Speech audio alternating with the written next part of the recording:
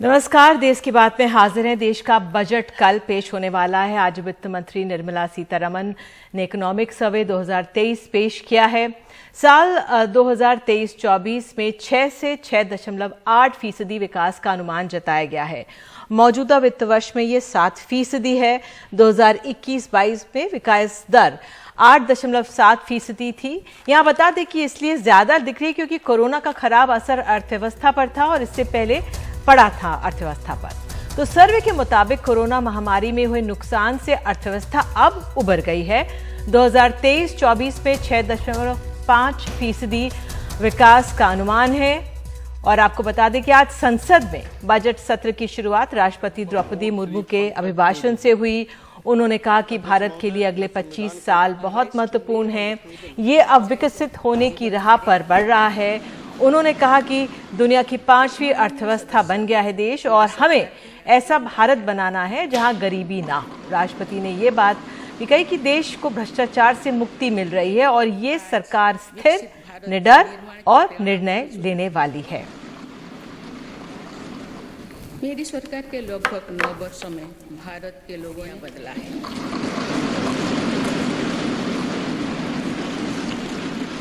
जो भारत को भी अपनी अधिकांश समस्याओं के समाधान के लिए जिसकी विविधता और अधिक उज्जवल हो। 2047 में देश जो इस सच्चाई को जीवंत करेगा। तो हमारा बजट कल आने वाला है। बहुत चर्चाएं हो रही हैं। हमारे साथ आज एक बेहद खास मेहमान हैं, रचना रानाडे। ये सीए हैं, इन्हें मनी गुरु भी कहा जाता है। लाखों फॉलोअर्स वाली इन्फ्लुएंसर भी हैं ये। रचना सीए क्लियर करने के बावजूद पढ़ाना बेहतर इन्होंने समझा है। ये कॉर्पोरेट्स को भी पढ़ाती हैं, स्टॉक मार्केट की एक्सपर्ट्स भी हैं, कैसे अपने पैसे को मैनेज करें, इन्वेस्टमेंट के महत्व को समझाती हैं। रचना जी, बहुत बहुत धन्यवाद जुड़ने के लिए। तो पहला तो मेरा आपसे सवाल यही है कि अर्थव्यवस्था के बारे में आज जो अनुमान है, आपका क्या आंकलन है? क्योंकि जो आज हमारा इकोनॉमिक सर्वे आया है वो 6 से 6.8% बता रहा है, लेकिन आप किस तरह से देख रही हैं हमारी अर्थव्यवस्था को? हमारी अभी जो करंट अर्थव्यवस्था है वो डेफिनेटली हम बोल सकते हैं कि बाकी जो इमर्जिंग इकोनॉमीज है उनके कंपैरिजन में तो हम काफी अच्छा परफॉर्म कर रहे हैं। जैसे आपने अभी बताया कि जो जीडीपी का हमारा जो ओवरऑल अभी का एक हम बोलेंगे तो जिस तरीके से हमने एडवांस किया, यूके तक को पीछे छोड़ दिया हमने, तो बहुत ही एनकरेजिंग नंबर्स है, कोई डाउट ही नहीं है इसमें। लेकिन आई थिंक कहीं ना कहीं एक रियलिटी चेक पे भी आना चाहिए हमने, क्योंकि भले ही जीडीपी इन टोटलिटी हम 5th नंबर पर है, बट अगर हम जीडीपी पर कैपिटा देखेंगे तो उस हिसाब से हम यूके के कंपैरिजन में काफी पीछे है। तो दोनों तरफ से बैलेंस्ड व्यू रखना चाहिए इज व्हाट आई फील। एक तरफ से हम ओवरऑल टोटलिटी में बहुत बढ़िया परफॉर्म कर रहे हैं, लेकिन ये भी बोलना चाहूंगी कि और भी स्कोप है इंप्रूव करने के लिए। आप कह रहे हो स्कोप है इंप्रूव करने के लिए, तो आप की क्या उम्मीदें हैं बजट से, अगर मैं पूछूं तो? देखो, 2 लेवल की उम्मीदें हमेशा होती है। एक होता है कैपेक्स लेवल पे, कैपिटल एक्सपेंडिचर के लेवल से, कि जो तुरंत शायद अपने को कोई रिजल्ट ना दे, एक लॉन्ग टर्म पीरियड में अपने को इसका रिजल्ट देखने के लिए मिलता है। और एक है इंडिविजुअल लेवल पे, क्योंकि फाइनली जो न्यूज में आता है कि आम आदमी के लिए बजट था कि नहीं था, तो ये सेकंड चीज हमको देखनी बहुत इंटरेस्टिंग होती है बजट में। तो पहले अगर मैं इंडिविजुअल लेवल से अगर बात करना चाहूंगी तो 2 चीजों के ऊपर सबसे ज्यादा हर एक इंसान का भी फोकस रहा है कि जो बेसिक एग्जाम्पशन लिमिट है, जो अपना 2.5 लाख का बेसिक एग्जाम्पशन लिमिट होता है, वो ऑलमोस्ट 2000, मतलब ऑफकोर्स हम रिबेट भी पकड़ेंगे, 87A वाला 12,500 का एक रिबेट मिलता है, तो ऑल इन ऑल हम 5 लाख तक पहुंचते हैं। तो ये लिमिट ऑलमोस्ट 2014-15 से कुछ ऐसी खास रिवाइज नहीं हुई है। सो हर एक इंडिविजुअल अभी जो है वो एक एक्सपेक्ट कर रहा है कि बेसिक एग्जाम्पशन लिमिट तो थोड़ी और ऊपर पुश करी जाए, जिसके वजह से उसका जो डिस्पोजेबल इनकम होता है, टैक्स देने के बाद बचा हुआ इनकम जो होता है, जिसको हम डिस्पोजेबल इनकम बोलते हैं, वो थोड़ा सा और बढ़े उनके हाथ में। ये एक पहली चीज एक्सपेक्ट कर रहे हैं। और दूसरा, अगेन हम सबको 80C का लिमिट पता है, जो 1.5 लाख का अपना 80C का लिमिट है, वो भी ऑलमोस्ट 14-15 से मोर और लेस सिमिलर ही है, कुछ इसमें कुछ खास बदलाव आया नहीं है। तो 2 ये एक चीजें हैं जिसके ऊपर हर एक रिटेल इंडिविजुअल इन्वेस्टर का फोकस रहा है। होपफुली इसमें कुछ ना कुछ तो चेंज आ जाए for the betterment of individuals. अगर थोड़ा सा कैपेक्स के बारे में बात करूंगी, कैपिटल एक्सपेंडिचर एक नेशनल लेवल पे जो जीडीपी पुश करने में मदद करता है, तो मुझे लगता है 2 या 3 सेक्टर्स बहुत महत्वपूर्ण है इसमें। सबसे पहला अपना रिन्यूएबल एनर्जी सेक्टर है, क्योंकि अगर हम बात करेंगे इंडिया का जो एक विजन है सुपर पावर बनने का, तो ये 2020 से 2030 ये जो दशक है इसमें रिन्यूएबल एनर्जी बहुत बड़ा महत्व रखता है। बीट सोलर एनर्जी और विंड एनर्जी, सबसे ज्यादा फोकस तो मैं बोलूंगी सोलर एनर्जी पे है। तो ये सेक्टर में वी आर एक्सपेक्टिंग कि कुछ ना कुछ सरकार अपने साइड से कुछ एडिशनल योजनाएं दे, या फिर जो हम PLI स्कीम्स बोलते हैं, परफॉर्मेंस लिंक्ड इंसेंटिव्स बोलते हैं, वो शायद ये सेक्टर्स को मिल जाए।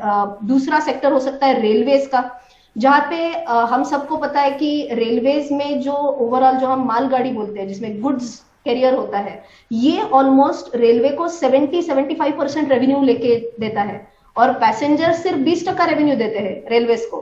तो और ज्यादा पुश देना चाहिए फ्रेट रिलेटेड रेवेन्यू जनरेट करने के लिए। तो जैसे अभी गति शक्ति है या फिर डेडिकेटेड फ्रेट कॉरिडोर जो ऑलरेडी अनाउंस्ड है, तो इसमें और थोड़ा सा पुश मिले, ये एक्सपेक्टेशन है। एंड थर्ड सेक्टर जो है फर्टिलाइजर, जो एक कैपिटल साइड पे नहीं है, कैपिटल एक्सपेंडिचर साइड पे नहीं है, बट रेवेन्यू एक्सपेंडिचर साइड पे है। तो सरकार को जो पेन होता है इसमें आउटफ्लो होता है जो बेसिकली सब्सिडीज के तौर पे, तो ये कहीं ना कहीं कंट्रोल में आने के लिए क्या कुछ नैनो टेक्नोलॉजी से रिलेटेड कुछ और खास सरकार कुछ योजनाएं बनाती है क्या, ये देखने लायक होगा। एंड ऑफ कोर्स जो इनका एक डाइवेस्टमेंट का प्लान है फर्टिलाइजर सेक्टर में, ये भी किस तरीके से आगे बढ़ता है, ये भी देखने का एक दिलचस्पी रहेगी इसमें। बिल्कुल, आपने बहुत महत्वपूर्ण बात कही, रिन्यूएबल एनर्जी, रेलवेज और ये फर्टिलाइजर सेक्टर। रचना, मैं आपसे ये भी जानना चाहूंगी, मैं सेक्टर्स के बारे में पूछ रही थी, आपने मोटे तौर पर बोला, लेकिन एक जो आम नागरिक है या जो नौकरी पेशा लोग हैं, आपने टैक्स की बात कर दी, लेकिन आप हमेशा इन्वेस्टमेंट को बहुत महत्व देती हैं, पैसे से कैसा कमाया जाए उसको बहुत महत्व देती हैं। तो आप जो सर्विस सेक्टर में लोग मौजूद हैं इस समय, उनको क्या एडवाइस देंगी? बजट जो भी हो वो तो सरकार करेगी अपना काम, लेकिन आपका इस समय क्या एडवाइस होगा? क्योंकि अर्थव्यवस्थाओं को देखते हुए भले ही हम मजबूती से हैं, लेकिन दुनिया भर में जो असर है, तो उस लिहाज से आप क्या एडवाइस देंगी? मैं हमेशा बोलती हूँ कि आप इनकम कितना कमाते हो उससे ज्यादा महत्वपूर्ण होता है कि आप कितना सेव कर रहे हो और आप कितना इन्वेस्ट कर रहे हो।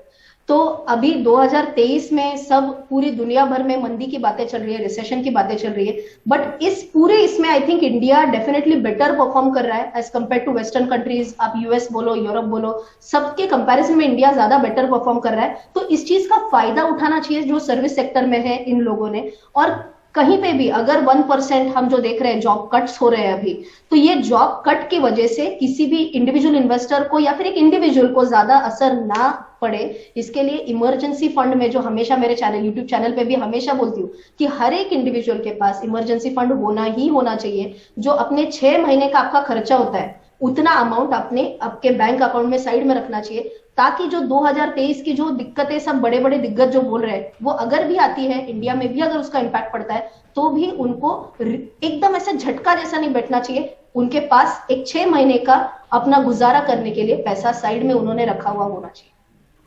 रचना, एक आखिर में मैं सवाल आपसे ये पूछना चाहूंगी कि हमारे भारत में एक ग्रामीण परिवेश, ग्रामीण भारत एक बड़ी आबादी है, लेकिन कई लोग आपका YouTube चैनल देखकर जिनकी एक नौकरी भी नहीं है, लेकिन वो पैसे को लगाते हैं, मार्केट में लगाते हैं या संभालते हैं। जिनके पास नौकरी नहीं है और उनके पास लिमिटेड इनकम है, वो कैसे अपने को थोड़ा सा स्टेबल रख सकते हैं? आप क्या कहेंगे?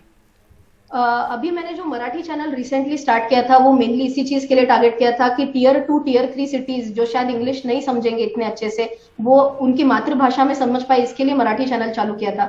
बट बहुत अच्छा लगता है जब मैं रिसेंटली धुले करके जो एक कंपैरेटिवली छोटा सिटी है महाराष्ट्र में, तो वहां पे मैं रिसेंटली गई थी, तब वहां के भी लोगों ने मुझे बताया कि रचना, आपके वजह से छोटा छोटा सही, लेकिन हमने हमारा पैसा साइड में रखना शुरू किया है, इन्वेस्ट करना शुरू किया है। वो ये भी बोले कि अब हम थोड़े से और जागरूक हो गए, जो पॉन्जी स्कीम्स है उनसे थोड़ा सा बच के रह रहे, जो क्विक मनी आता है उससे हम थोड़ा सा दूर रह रहे। तो ये लोग समझ पा रहे हैं अभी मेरे हिसाब से एक ट्रांजिशन। तो संक्षेप में रचना, कहाँ पे वो इन्वेस्ट करें, कैसे कहाँ इन्वेस्ट करें, जरा टिप्स दे दीजिए। उन्होंने अगर स्टॉक मार्केट में इन्वेस्ट करना है तो आई थिंक इसके लिए बहुत ज्यादा पढ़ाई लगती है, उससे अच्छा है ये म्यूचुअल फंड में, इंडेक्स फंड में अगर इन्वेस्ट करते हैं, तो इंडेक्स फंड जैसे निफ्टी इंडेक्स फंड में अगर वो इन्वेस्ट करते हैं, it's like investing in top 50 companies of India. तो भारत के सबसे बढ़िया 50 कंपनीज में आप मात्र 500 रुपए से इन्वेस्टमेंट शुरू कर सकते हो, तो इससे और बढ़िया चीज क्या हो सकती है? बिल्कुल।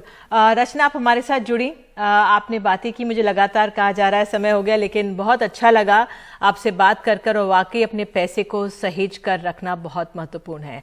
बहुत बहुत धन्यवाद जुड़ने के लिए। और देश की बातें हम आगे ही बजट से जुड़ी हुई आपको खबर दिखाएंगे, आपको ले चलेंगे बनारस। वहाँ पे गुलाबी मीनाकारी होती है। क्या होती है गुलाबी मीनाकारी और यहाँ के जो कारीगर हैं उनकी क्या उम्मीदें हैं इस बजट से, एक ब्रेक के बाद।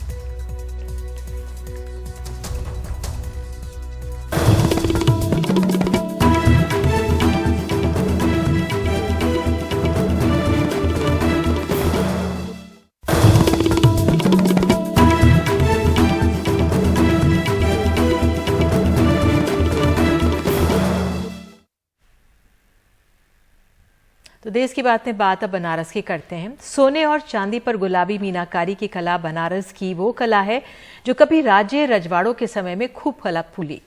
इस कला में खूबसूरत गहने तो बनते ही थे, लेकिन इससे तैयार पशु पक्षियों की मूर्तियां इस कला के नायाब नमूने थे, जो आज़ादी के बाद धीरे धीरे बाजार ना मिलने की वजह से खत्म होने की कगार पर आ गए। लेकिन हाल ही में इसे जीआई का दर्जा मिला है, तो ये कला एक बार फिर से परवान चढ़ने लगी है। लेकिन इसके कारीगर जो हैं वो इससे दूर चले गए थे। उन्हें फिर से वापस लाने के लिए सरकार को कई कदम उठाने की जरूरत है। इसी की पड़ताल करती एक रिपोर्ट। बनारस के गायघाट इलाके की अपने घर में कोट की कफलिंग बना रहे एक कारीगर रमेश कुमार विश्वकर्मा हैं। गुलाबी मीनाकारी के इस कफलिंग का ऑर्डर सरकार से मिला है, जिसे G20 में आए प्रतिनिधियों को दिया जाएगा। इसके पहले भी इस कारीगरी के नायाब हुनर दुनिया के कई राष्ट्राध्यक्षों को प्रधानमंत्री भेंट कर चुके हैं, जिसके बाद इसकी डिमांड तो बढ़ी है, लेकिन इसे पूरा करने के लिए अभी जिस संसाधन की जरूरत है उसे यह कारीगर अपने दम पर पूरा नहीं कर पा रहे हैं। देखिए, हम लोग जो छोटे छोटे आर्टिजन यहाँ अन्य अन्य जगहों पे बैठ के काम कर रहे हैं, यहाँ जो हमारे आज हमारा बनारस पूरी दुनिया में मशहूर हो चुका है और पूरी दुनिया से लोग बनारस में आ रहे हैं, लेकिन उनको हम लोगों के घर तक पहुँचने में काफ़ी दिक्कतें हो रही हैं, जिसके कारण से जो आज हमारा व्यापार जो आज से मतलब 3 गुना 4 गुना होना चाहिए वो थोड़ा कमज़ोर हो रहा है। तो यहाँ बाज़ार में अगर बनारस में कोई मार्केट ऐसा सरकार बना दे जहाँ पे कि अगर कस्टमर आ रहे हैं वहीं पे इनको सामान हमारा मिल जाए, जिससे हम लोगों का काफ़ी लाभ हो और काफ़ी काम भी हो। कभी गुलाबी मीनाकारी में हजारों की संख्या में कारीगर थे, लेकिन 2007 के आंकड़ों के मुताबिक इसमें सिर्फ 250 शिल्पी रह गए, जो 2012 आते आते घटकर सिर्फ 50 या 60 ही बचे थे। अब जब मांग बढ़ी है तो एक एनजीओ की सहायता से महिलाओं का यह प्रशिक्षण केंद्र शुरू हुआ है, जहां 10 महिलाएं रोजाना 6 घंटे काम कर रही हैं। लेकिन इनका मेहनताना इतना कम है कि इससे न तो इनका घर चल पा रहा है और न बच्चों की पढ़ाई। लिहाजा यह सरकार से चाहती हैं कि एक बड़ा ट्रेनिंग सेंटर खुले, तो जो पुराने कारीगर इसको छोड़कर जा चुके थे वह वापस आ जाएंगे।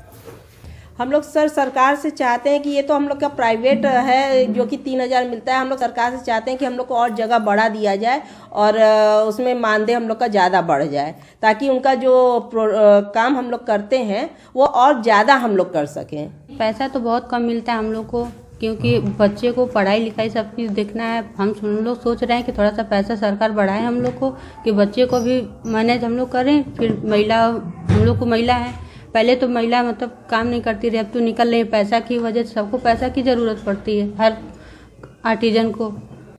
ईरान से आई मीनाकारी की कला राजस्थान में पली बढ़ी, लेकिन जब यह बनारस पहुंची तो इसमें गुलाबी रंग भरकर यहाँ के कारीगरों ने इसे नायाब बना दिया, जो गुलाबी मीनाकारी कहलाई, जिसमें हाथी, घोड़े, ऊंट, मोर, गणेश जी के साथ शतरंज के खेल के खूबसूरत मोहरों ने इसे आसमान पर पहुंचा दिया।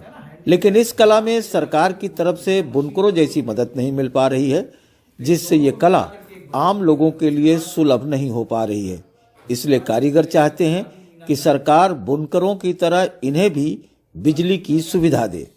यदि सरकार बुनकरों की तर्ज पे जैसे उनको 300 रुपये पर मंथ या 200 यूनिट की फ्री की बिजली दे रही है, तो उस तरीके से भी हम लोगों को भी दी जाए बिजली। इसमें बिजली का ही ज़्यादा काम है, क्योंकि इलेक्ट्रिक फर्नेस में इसको पकाते हैं तो 7 से 8 बार पकाते हैं, और 7 से 8 बार पकाने में इसका जो मीटर में बिजली का बिल आता है वो बढ़ करके आता है। तो इसी कारण से इसका भी दाम हम लोगों को उसके हिसाब से उसमें जोड़ना पड़ता है। यदि उसमें अगर हमें सहायता मिलती है तो उसको हम इसमें लेस करेंगे उस मजदूरी को, तो इसका रेट वैसे भी कुछ कम होगा तो कस्टमर ज़्यादा इसकी डिमांड करेंगे। और 2012 तक यह कारोबार घटकर सिर्फ 10 करोड़ के आसपास सिमट गया था, जो 2022 में बढ़कर 100 से 120 करोड़ के आसपास पहुंच चुका है।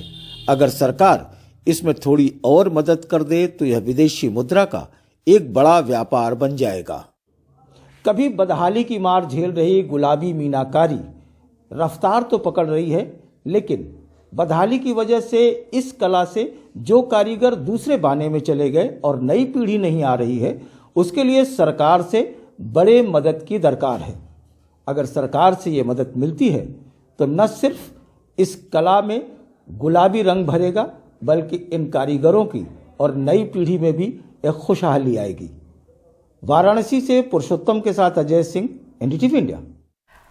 और अब बात उन छात्रों की जो जल्द ही नौकरियों की तलाश में जुटेंगे, उनकी क्या उम्मीदें हैं, इस बजट से। ग्राउंड रिपोर्ट लखनऊ से। लखनऊ में सिविल सर्विसेज के उम्मीदवार यहां अपनी पढ़ाई में जुटे हैं। आने वाले बजट से इन्हें ये उम्मीद है कि वो इनके लिए अच्छे मौके लाएगा। 24 साल के आदेश प्रताप यूपीएससी के अनिच्छुक उम्मीदवार हैं। उनका सपना था सुरक्षा क्षेत्र में काम करने का, लेकिन नौकरियों की कमी की वजह से उन्हें अपना सपना छोड़ना पड़ा। देख रहा हूँ हर साल भर साल ये होता जा रहा है कि वैकेंसी जो है गवर्नमेंट जॉब के लिए वो कम होती जा रही हैं। तो इसलिए हम लोग के छात्रों के मन में निराशा है। सरकार को हमारी जो पद खाली पड़े हुए हैं, जिन पर वैकेंसियां नहीं होती हैं, जैसे कि हम देखें रेलवे, अदर पीएसयूज हो गए या फिर बाकी गवर्नमेंट पोस्ट हो गई, तो उनमें सुधार करे जाएं ताकि वैकेंसी ज्यादा से ज्यादा भर पाई जाए। शहर के दूसरे हिस्से में एक छात्र हॉस्टल में रह रहे हैं। 28 साल के आमेंद्र की भी यही कहानी है। वो इंजीनियरिंग सेवा में होते अगर रेलवे क्षेत्र ने इंजीनियरों की नौकरियां वापस ना ली होती। 3-4 लाख रुपए मतलब कोचिंग को फीस दिए और प्रिपरेशन की 1 साल तक, और फिर क्या हुआ कि वैकेंसी खत्म हो गई और रेलवे की तरफ कोई फोकस ही नहीं।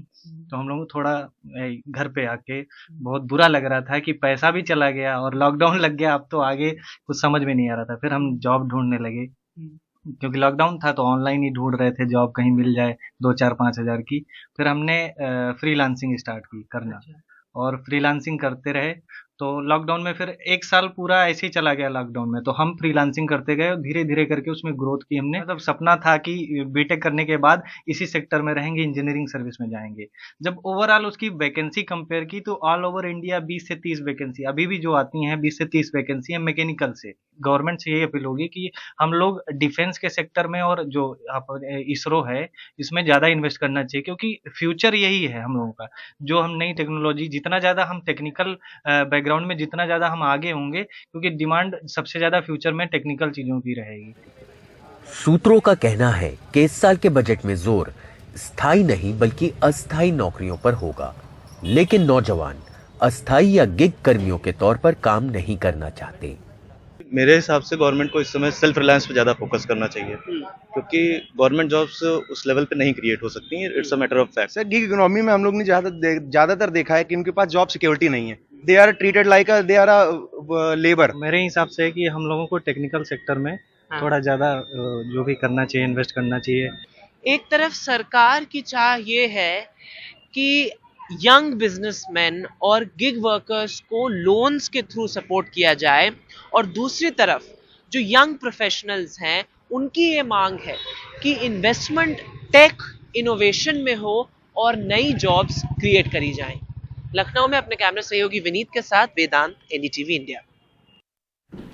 और देश की बात में आगे होंगे मुख्य आर्थिक सलाहकार वी अनंत नागेश्वरन, और उनसे बात करेंगे हमारे सहयोगी हिमांशु शेखर। एक छोटे से अंतराल में।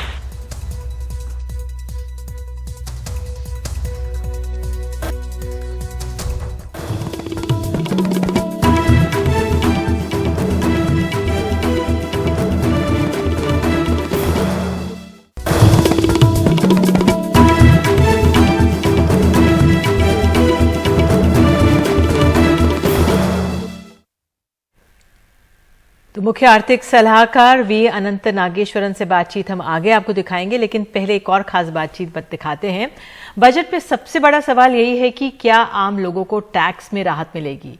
सीआईआई के राष्ट्रीय अध्यक्ष संजीव बजाज ने कहा है कि आम आदमी पर टैक्स का बोझ कम होना चाहिए। उनसे बात की हमारे से होगी हिमांशु शेखर। उद्योग संघ सीआईआई ने अपने प्री बजट मेमोरेंडम में बजट 2023 को लेकर कई अहम मांगे रखी हैं। मेरे साथ संजीव बजाज हैं। पहला सवाल टैक्स को लेकर है। आपने ये कहा है कि मौजूदा परिस्थिति में ये बहुत ज़रूरी है कि जो टैक्स में कुछ राहत आम आदमी को दी जाए। आपने अलग अलग टैक्स ब्रैकेट्स का जिक्र किया है और इससे आम आदमी के पास जब ज़्यादा पैसा होगा तो वो ज़्यादा खर्च करेंगे, अर्थव्यवस्था में डिमांड बढ़ेगी, अर्थव्यवस्था मजबूत होगी। क्या एक्सपेक्टेशंस हैं आपकी इसके बारे में? तो हमारी एक्सपेक्टेशंस ब्रॉडली तो यही है कि the economy continues with the focus on growth, लेकिन इसके साथ more fiscal prudence is required, क्योंकि जो 3 साल की हमारी एडिशनल एफर्ट रही है, whether it is on monetary stimulus, whether it is on fiscal stimulus, ये अभी नॉर्मलाइज करने की समय आ गई है as per even the economic survey जो आज निकला है। एंड इसके लिए अलग अलग चीज कर सकते हैं। एक तो गवर्नमेंट की तरफ से कंटिन्यूड इंफ्रास्ट्रक्चर स्पेंडिंग, ये हमें देखना है। We hope that they increase it in the same percentage as last year, 35%, taking it to 10 lakh crore. We are hoping that by rationalising income tax for the low income segments we put more money into their pocket. लेकिन फिर government has to augment its resources also. तो उसके लिए divestment target फिर से aggressively pursue करें। Widening of the tax base, आज tax करीब 11-12% है जीडीपी का, let's take that to 16% by rationalising taxes, by simplifying tax laws, so it's easier to know what tax to pay, to be able to pay that. एक सवाल मैं संजीव आपसे पूछना चाहता हूं कि पर्सनल इनकम टैक्स रेट्स में किस तरह के बदलाव के आपने सुझाव रखे हैं वित्त मंत्री के साथ? तो इसमें अलग तरीके से सुझाव आ सकती है। एक तो हो सकता है कि टैक्स रेट्स रिड्यूस करे for the low income segment. The second can be by reviewing the tax slabs itself. So that we would leave it to the finance ministry to decide what is the appropriate way. लेकिन हमारे हिसाब से ये करने से जो common man है इन्हें ग्रेटर सिक्योरिटी मिलेगी। एक बार ग्रेटर सिक्योरिटी हो तो उनकी स्पेंडिंग भी इंक्रीज होगी। And consumption is a very large part of our economy, तो हमारे कंजम्पशन ड्रिवन ग्रोथ ये कंटिन्यू रहनी चाहिए। जी, हमसे बात करने के लिए शुक्रिया। दिल्ली से कैमरा पर्सन मोहम्मद मुरसलीन के साथ हिमांशु शेखर, एनडीटीवी इंडिया। और देश की बात में आगे बात करेंगे अदालतों में बढ़ते मामलों की। कैसे और क्यों सालों लटके रहते हैं मामले।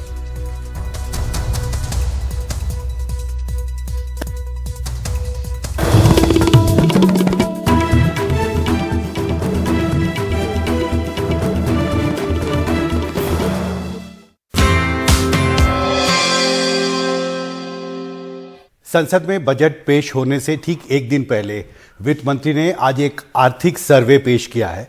और अक्सर आर्थिक सर्वे को एक महत्वपूर्ण दस्तावेज माना जाता है और ऐसी सोच है कि क्योंकि इसमें अर्थव्यवस्था की स्थिति को, दिशा दशा को लेकर बहुत सारे अहम तथ्य पेश किए जाते हैं, तो ये एक तरह से कई बार संकेत भी होता है कि बजट के दिन आगे क्या बड़ा होने वाला है।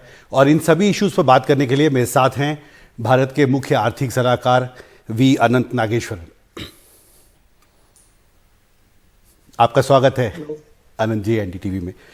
पहला सवाल यह कि जो आर्थिक विकास की क्या रफ्तार होगी नए साल में, इसको लेके आपने महत्वपूर्ण प्रोजेक्शंस किए हैं और एक फोरकास्ट आपने दिया है कि 6 से 6.8% जीडीपी ग्रोथ फोरकास्ट है 2023 का। इसका आधार क्या है? What is the basis? No, I mean, there is. Yeah, sure. No, I understand that much. So thank you for clarifying the question.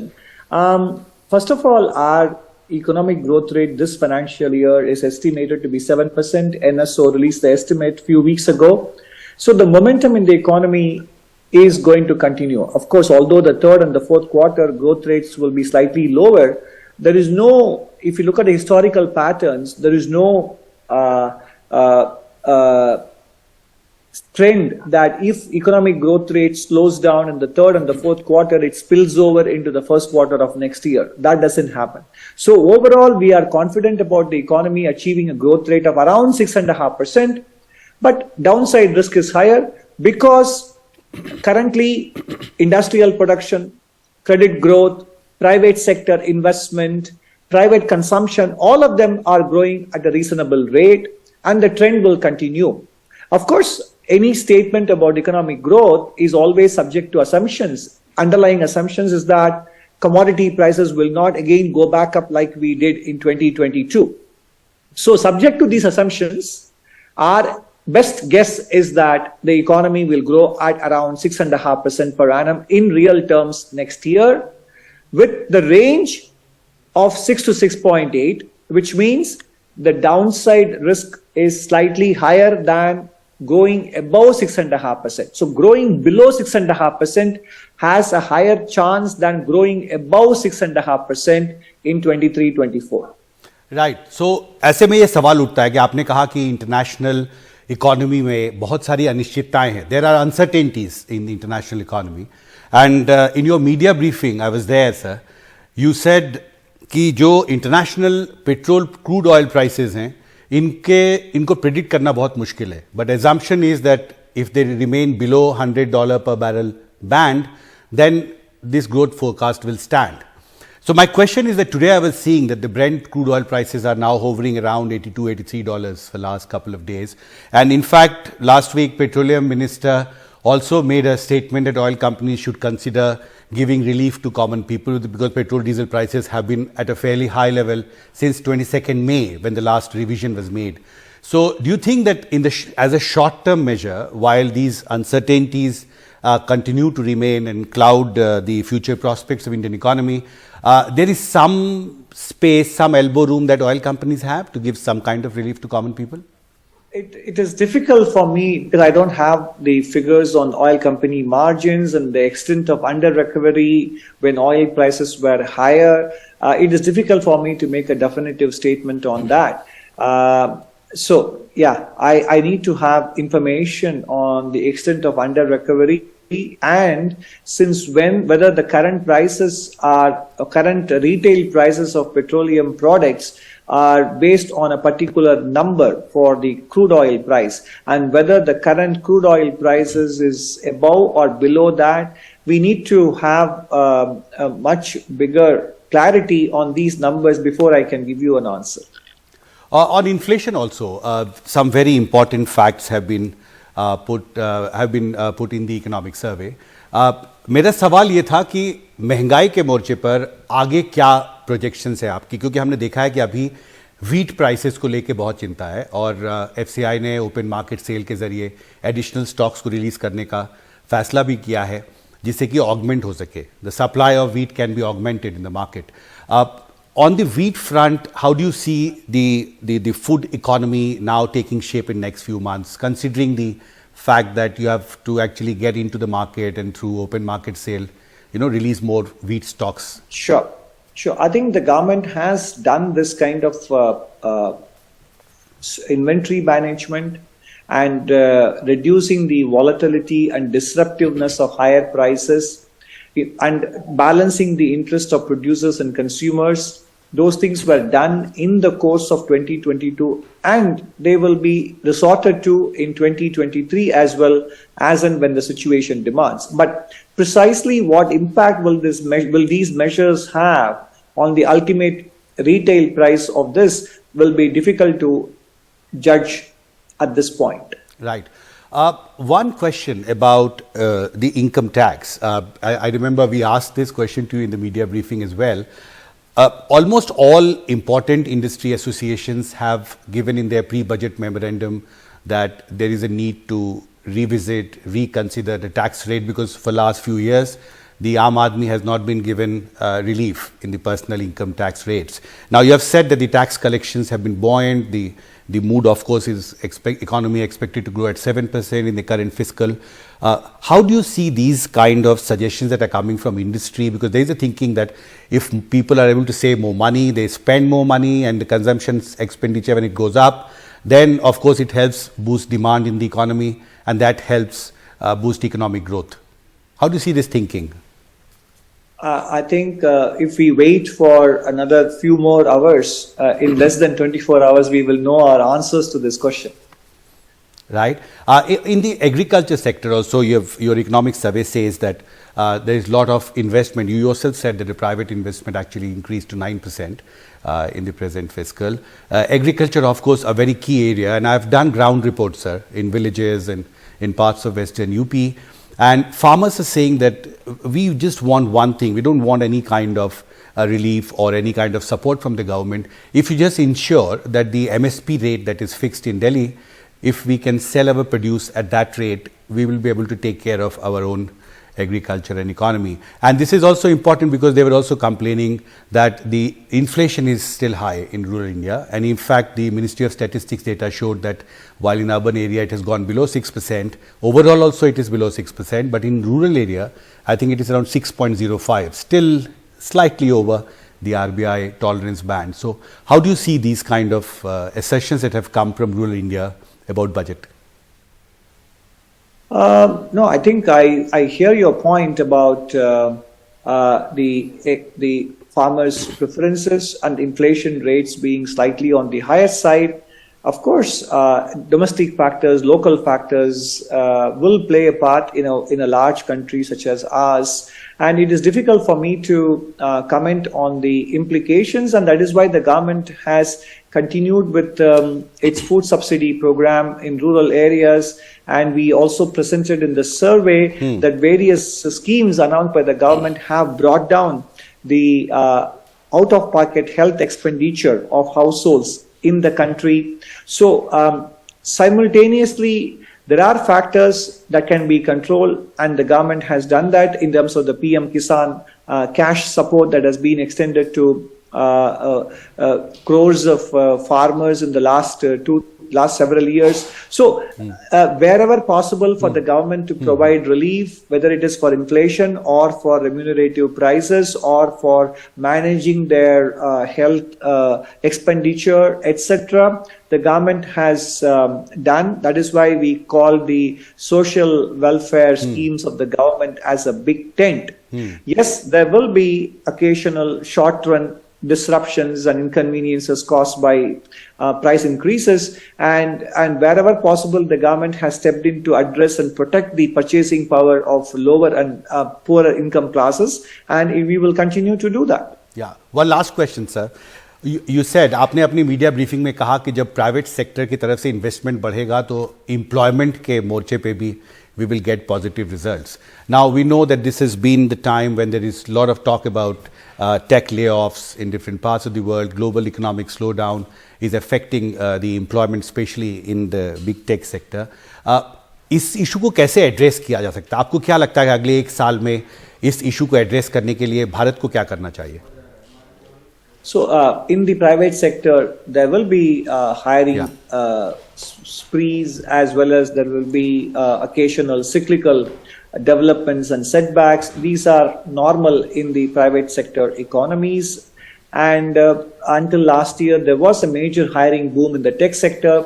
And this year, there seems to be some cooling down and scaling back of expectations of revenue growth. Hence, there are some news that we are also reading. But these are normal cyclical developments in any economy, and these will change as cycle turns as well. But what we do expect is that as the Indian economy continues to expand, employment opportunities will get created. For example, this morning we did read that Hitachi is doubling its ATM production capacity in India. And we are also seeing that many foreign direct investments are steadily rising. And we saw the domestic private corporate sector has done more investments in the first half of this financial year than last year. All these things will eventually coalesce into job creation as economic growth continues to take hold. NDTV से बात करने के लिए आपका बहुत बहुत शुक्रिया, अनंत. Thank you.